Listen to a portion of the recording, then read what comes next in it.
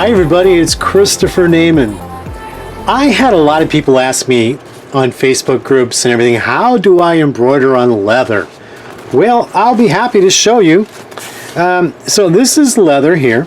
This is actual leather. I have fused Decoville onto the back of it. This is going to become the inside close of a wallet. And I put my brand logo on here. So as you can see, I've done it a few times already, a couple times already, and I'm going to do it again. This is tearaway stabilizer. I'm going to hoop this tearaway stabilizer. Now, as you can see, I'm not wasting any stabilizer. I'm rearranging here. Once you get it in there, tighten it up. And once you tighten it up, then you want to burp it a little bit. What does burping mean for the newbies? Making sure that that frame is pushed down as far as it can go. Now some brand frames will let you push down pretty far. This one pretty much stops where it's at. Doesn't go any further. It has an automatic stop there. Alright, so then what you're going to do is you're going to take a little spray. Spray that on there. And what I like to do is I like to get something to fan it just to dry it a little bit. Alright, now using my registration marks for the center here and knowing that I want it off center here, I'm going to just lay that against here like that, because it's going to embroider about right here. My logo is going to embroider right there. Now you can see this is holding in place pretty good. Let's give it a little bit more. Put that in place again. Lay it down. Yeah, that's good. Just enough to hold in place. Alright, let's go to the sewing machine.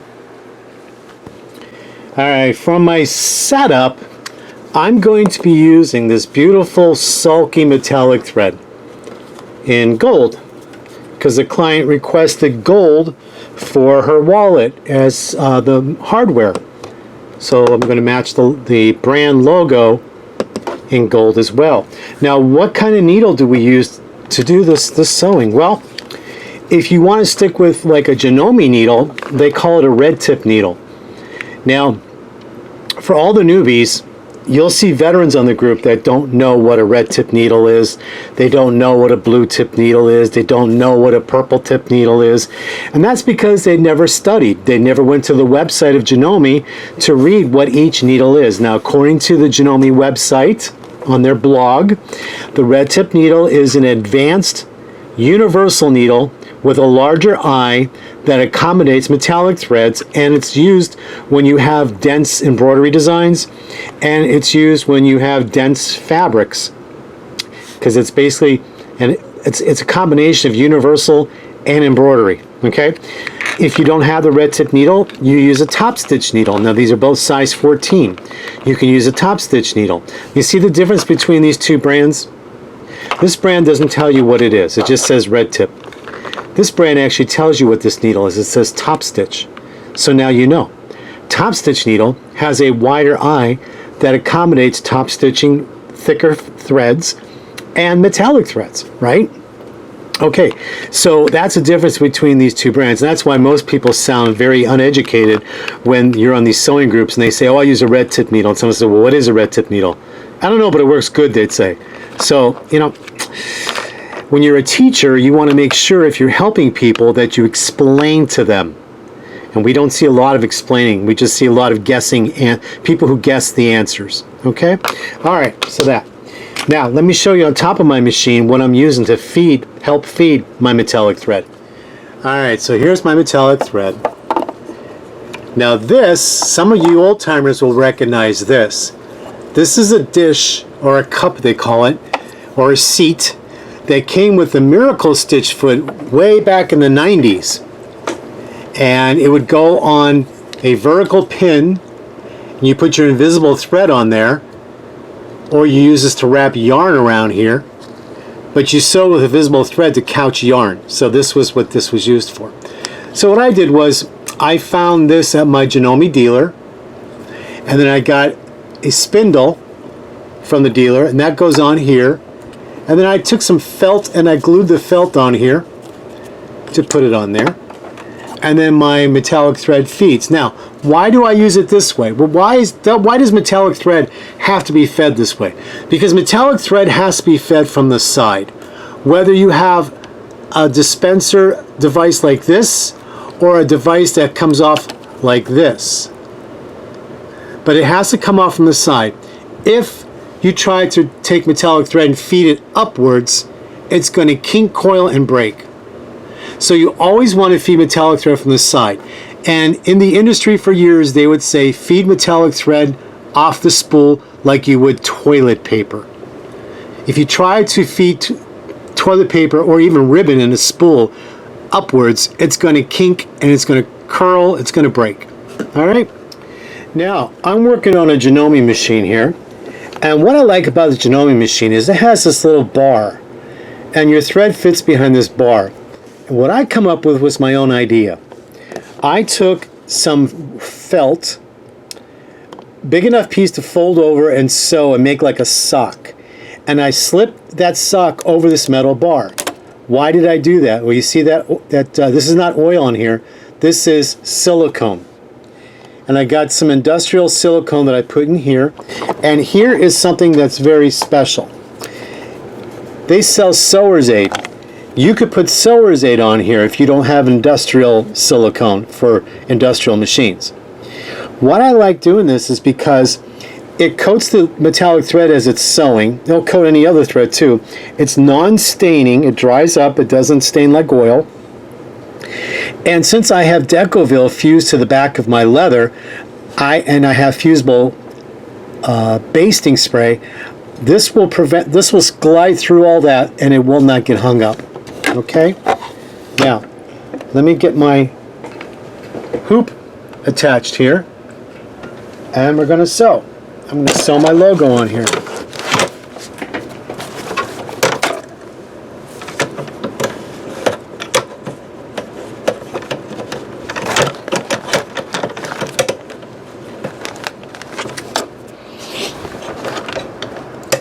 Alright, the hardest part is getting it connected.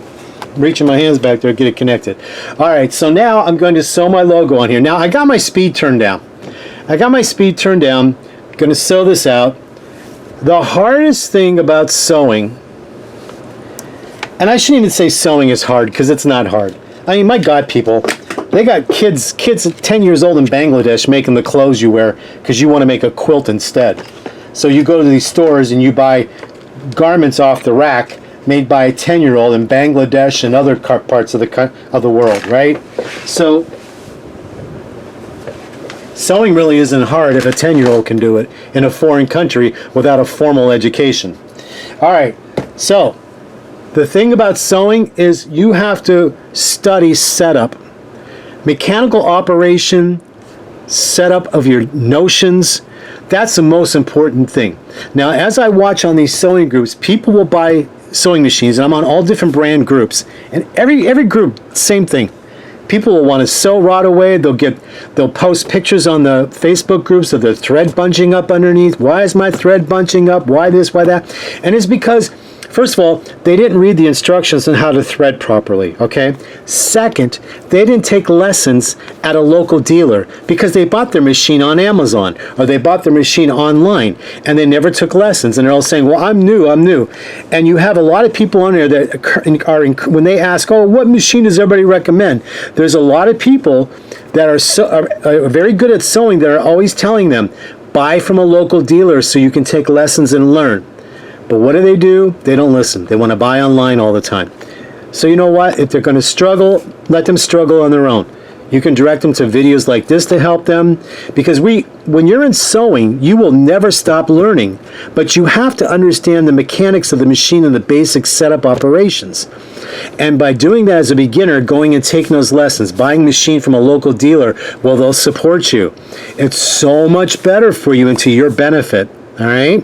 Plus, that local business stays in business when people support them. So if you break your machine or your new machine needs to be yearly clean serviced, you have a local dealer to go to. I can't tell you how many times I see people online writing, my dealer went out of business. I don't know where to send it. I have to drive 150 miles away to go get my machine serviced.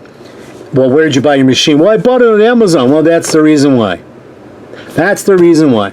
And every time someone says, where do I buy something that someone's talking about, instead of saying go to your local dealer, people are saying, oh, Amazon, Amazon. So you know what, guys? You're doing it to yourselves in your own neighborhood. When you don't support your local small business, you're killing them, and then you're stuck with a broken machine that you got to get in your car and drive 150 miles away to the next dealer to get it fixed. All right? So that's my preaching to let you guys up. So when someone tells you, buy local so you have support, it's very important. So listen to them when they're saying that, okay? All right, so now I put my foot down. My screen is all set up to show my logo, and let's go here.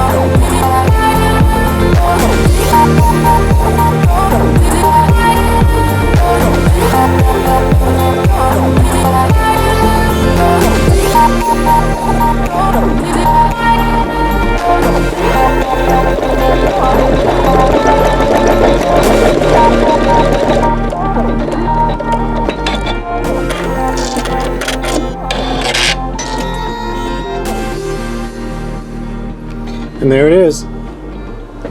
And that's how it's done. So if you got initials that you want to embroider on your leather or your vinyl, now you know how to do it. And there it is. Stand it up here so you can see. See? Isn't that nice? All right, I hope this tip helped you all. I think it will. I think you'll enjoy it. And until next time, you have a good time sewing and embroidering, and enjoy your machines, and study, study, study. Read, study, watch videos, learn, keep learning. You know, don't be afraid to read your manuals, guys. Okay? Don't be afraid to watch videos. Don't be afraid to take in-person classes at your local dealers to learn how to operate your beautiful machines that you invested so much money in.